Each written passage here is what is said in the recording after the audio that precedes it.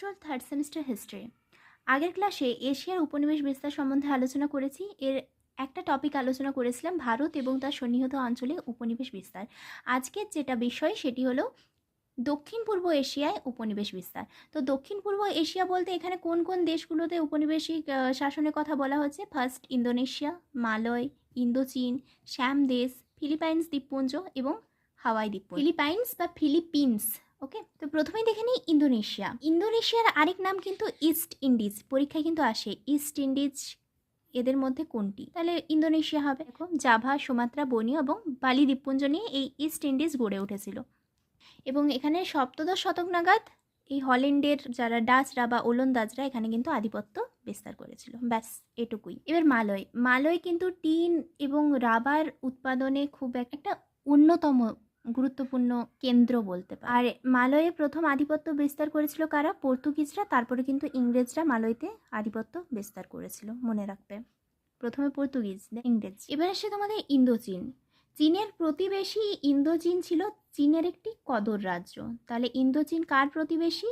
চীনের প্রতিবেশী, আর এটা হচ্ছে চীনের একটা কদর রাজ্য। এবার অষ্টাদশ শতকের শেষ পর্বে, অষ্টাদশ শতক মানে শেষ হতে চলেছে, সেই সময় ইন্দোচীনে ফরাসি আধিপত্য প্রতিষ্ঠিত হয়। কালক্রমে এর প্রভাব কিন্তু বাড়তেই থাকে। চীন একে কেন্দ্র করে চীন এবং ফরাসিদের মধ্যে দ্বন্দ্ব বাঁধে। সেখানে কিন্তু চীন হেরে যায় এবং ইন্দোচীনে ফরাসিদের যে আধিপত্য সেটা কিন্তু চীন মেনে নেয়। যেহেতু যুদ্ধে হেরে যাচ্ছে তাহলে তো মানতে হবেই, তাই না? এবং তারপরে 19 শতকে কোচিন, চীন, কম্বোডিয়া, আন্নাম, লাওস এই জায়গাগুলোতে ফরাসিদের আধিপত্য বিস্তার লাভ করছে। এবার আসছে শ্যামদেশ। ইন্দোচীন এবং ব্রহ্মদেশের মধ্যবর্তী স্থানে কিন্তু শ্যামদেশ অবস্থিত। আর শ্যামদেশ যেটা বলছি এর বর্তমান নাম কিন্তু থাইল্যান্ড। এবার বিভিন্ন কারণে ইংল্যান্ড এবং ফ্রান্স শ্যামদেশ কিন্তু পুরোটাকে দখল করতে পারেনি, কিন্তু কিছু কিছু জায়গায় এদের আধিপত্য বিস্তার করেছিল। এরপরে ফিলিপিন্স বা ফিলিপিন্স লিখবে, ঠিক আছে? ফিলিপিন্স দ্বীপপুঞ্জ। দক্ষিণ পূর্ব এশিয়ায় কিন্তু ফিলিপিন্স দ্বীপপুঞ্জ অবস্থিত এবং এখানে প্রথমে স্পেন এবং তারপরে আমেরিকা উপনিবেশিক শাসন প্রতিষ্ঠিত করেছিল। প্রথমে স্পেন, তারপরে আমেরিকা। তো এক্ষেত্রে এই দ্বীপপুঞ্জে প্রথমে উপনিবেশ তৈরি করেছিল স্পেনীয় নাবিক ম্যাগেলান এবং দীর্ঘ 2 বছর কিন্তু স্পেনের আধিপত্য এখানে বজায় ছিল। স্পেন থেকে যারা এসেছিল স্পেনের শাসকেরা এখানকার অধিবাসীদের কিন্তু তাদের অর্থাৎ খ্রিস্ট ধর্মে দীক্ষিত করে নেয় কিছু মানুষজনকে এবং কিছুদিন পরে তারপরে কিন্তু সেখানকার অর্থাৎ ফিলিপিন্সের জনগণেরা তারা বিদ্রোহ ঘোষণা করে দেয়। এবার যখন সেখানকার মানুষেরা বিদ্রোহ শুরু করছে তখন আমেরিকা, সে খুবই চালাক, সে কি করছে, সে এবার এই মানুষদেরকে সহযোগিতা করে আমেরিকা আবার স্পেনের বিরুদ্ধে যুদ্ধে অবতীর্ণ হয় সেই টাইমটাতে। অর্থাৎ এদিকে জনগণেরা তারা কিন্তু স্পেনের বিরুদ্ধে পুরো ক্ষুব্ধ হয়ে আছে। এবার আমেরিকা এই জনগণেদের পক্ষ নিয়ে স্পেনের সাথে লড়াইয়ে সংঘবদ্ধ হয় এবং সেই যুদ্ধে 1898 খ্রিস্টাব্দে স্পেনীয়রা পরাজিত হয় এবং ফিলিপিন্স দ্বীপপুঞ্জে আমেরিকার আধিপত্য প্রতিষ্ঠিত হয়। তাহলে ভাবো আমেরিকা কিরূপ চালাকি করলো, যে প্রথমে কিন্তু আসলো না, প্রথমে স্পেন এসেছে।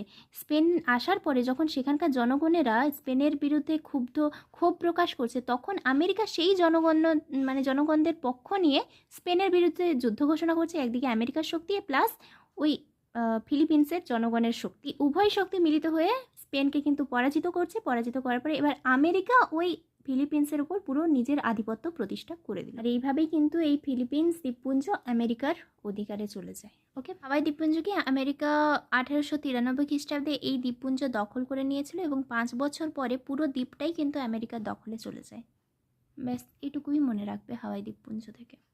তোমাদের এখানে আরেকটা পার্ট বলেছিলাম প্রাচ্যে উপনিবেশ বিস্তার। এবার প্রাচ্যে যেটা আছে সেটাকে দুটো ভাগে আমরা যদি ভাগ করি তাহলে একটা হচ্ছে মধ্যপ্রাচ্যে আর একটা দূরপ্রাচ্য। মধ্যপ্রাচ্য বলতে পারস্য উপনিবেশ বিস্তারকে বুঝিয়েছে, এটা আগের ক্লাসে কিন্তু আমি বুঝিয়েছিলাম। মধ্যপ্রাচ্য মিন্স পারস্য উপনিবেশ বিস্তার, আর দূরপ্রাচ্য বলতে ওই জাপান এবং চীনকে বোঝাচ্ছে, জাপান এবং চীনে উপনিবেশিক শাসন বা উপনিবেশ বিস্তার। তো আজকে প্রথমে দেখি আমরা মধ্যপ্রাচ্যে উপনিবেশ বিস্তার অর্থাৎ পারস্যে কিভাবে কারা উপনিবেশ বিস্তার করেছিল বা ঔপনিবেশিক শাসন প্রতিষ্ঠা করেছিল। তো মধ্যপ্রাচ্যে অবস্থিত পারস্যকে কেন্দ্র করে 19 শতকে ইংল্যান্ড এবং রাশিয়ার মধ্যে প্রবল প্রতিদ্বন্দ্বিতা শুরু হয়ে যায় ইংরেজরা পারস্যের রেলপথ, ব্যাংক, শিল্প স্থাপন, শুল্ক সংগ্রহ প্রভৃতি সুযোগ সুবিধা লাভ করে। এবার যখন পারস্যের জনগণেরা ক্ষুব্ধ হয়ে উঠল, তখন কিন্তু সেই জনবিক্ষোভের ফলে পারস্যের যিনি রাজা ছিলেন, পারস্যের শাহ, তিনি 1873 খ্রিস্টাব্দে ইংল্যান্ডের এই যে এত সব অধিকার, অর্থাৎ পারস্যের রেলপথ, ব্যাংক, শিল্প স্থাপন, এই সমস্ত অধিকার কিন্তু বাতিল করে দেয়। যখন